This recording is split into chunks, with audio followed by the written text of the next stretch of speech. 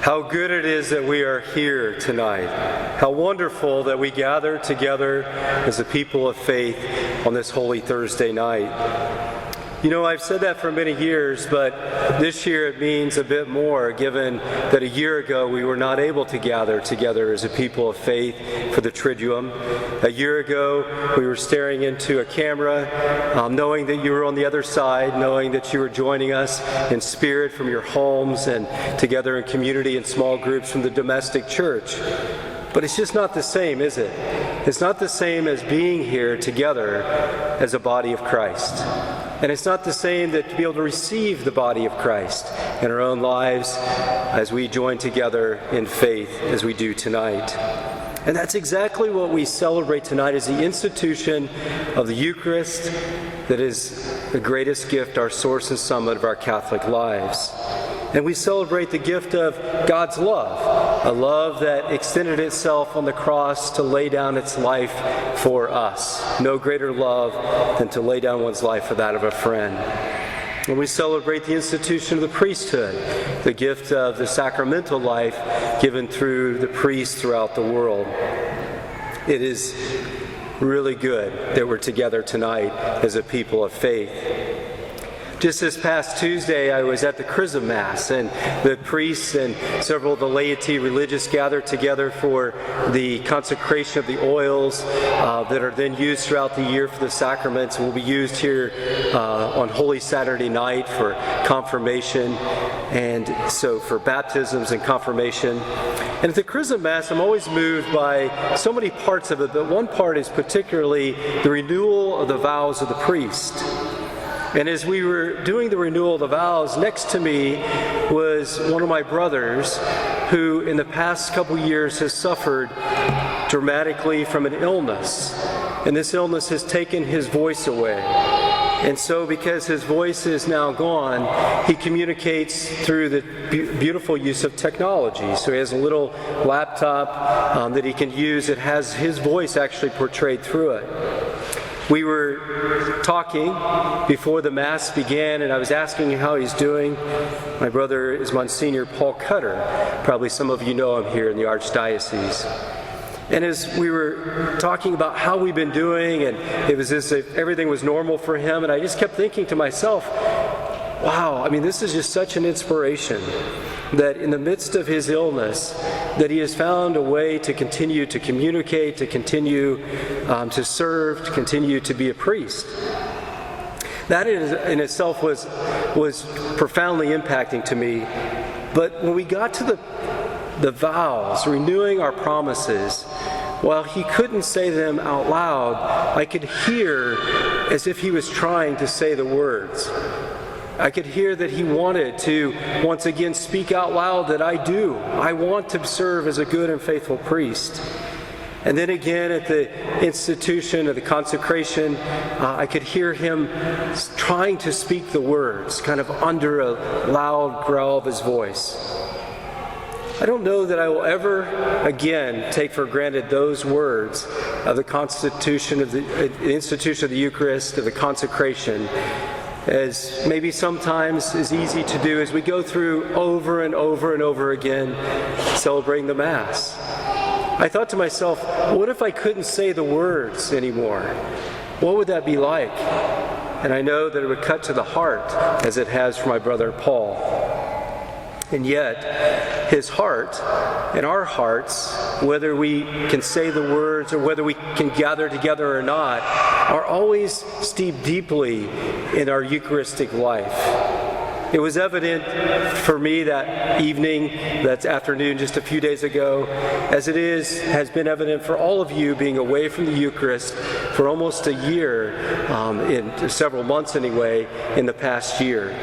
For some that's live stream with us that still haven't been able to come back because of being vulnerable in different ways to the pandemic.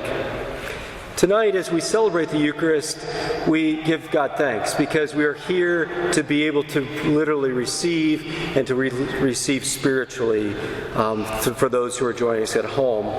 We give God thanks because we want to never take for granted that great gift that's been given to us in the Holy Eucharist.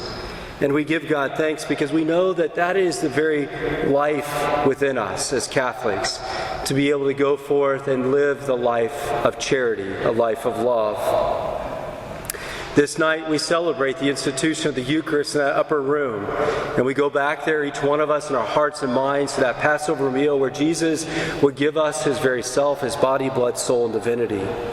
And while we do that, we also recognize the gift of the institution of the priesthood and the call to be love for others. This night we will wash the feet of 12 of our parishioners. And as I do so, I reflect deeply on this call to love out of the Eucharist. Is there any greater love that God has shown us than himself, giving himself to us, not only on the cross, but then leaving us this great sacrament to be fortified, to be able to live the fullness of our faith? And so tonight, as we celebrate this great gift, we also celebrate that it's out of that gift that we're called to love one another as God has loved us.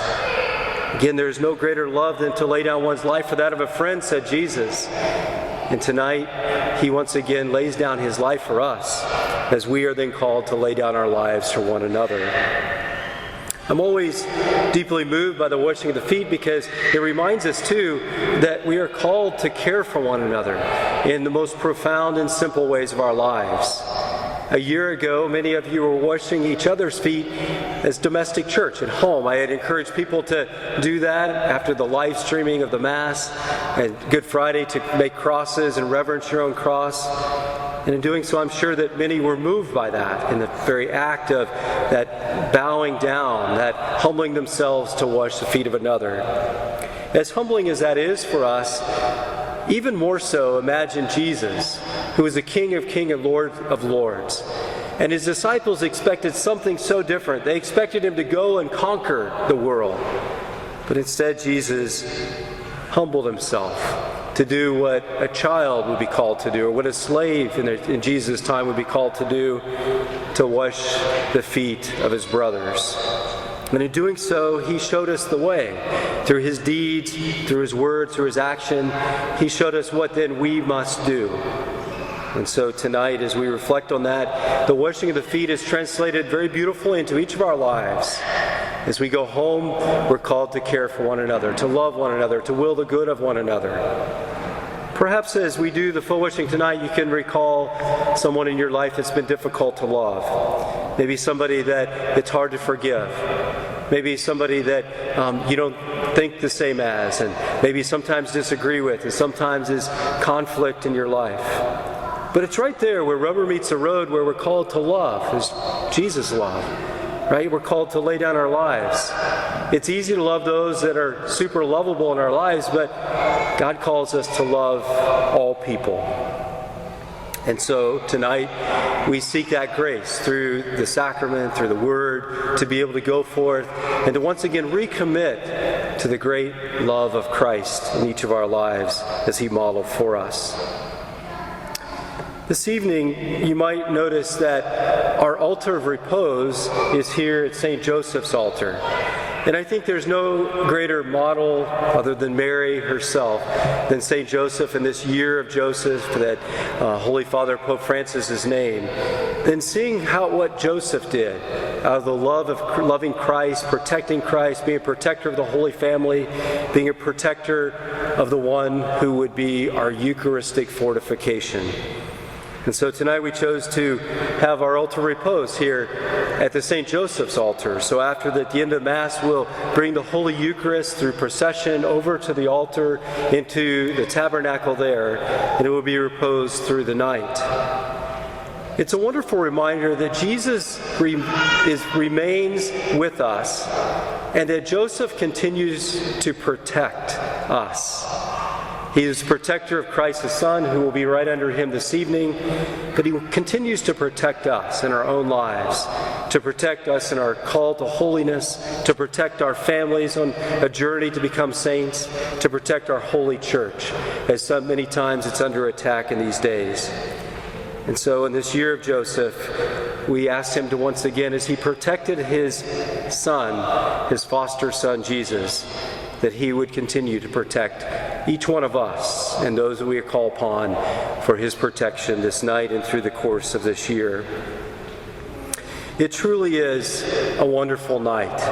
And as we receive this abundant grace that God wishes to bestow upon us, let us not take for granted what it is that we receive. His abundant grace, yes, but his very self, body, blood, soul, and divinity, that then calls us to be his hands and feet and voice in the world in which we live. May we all be fortified this night to go forth and to be Christ-like for others.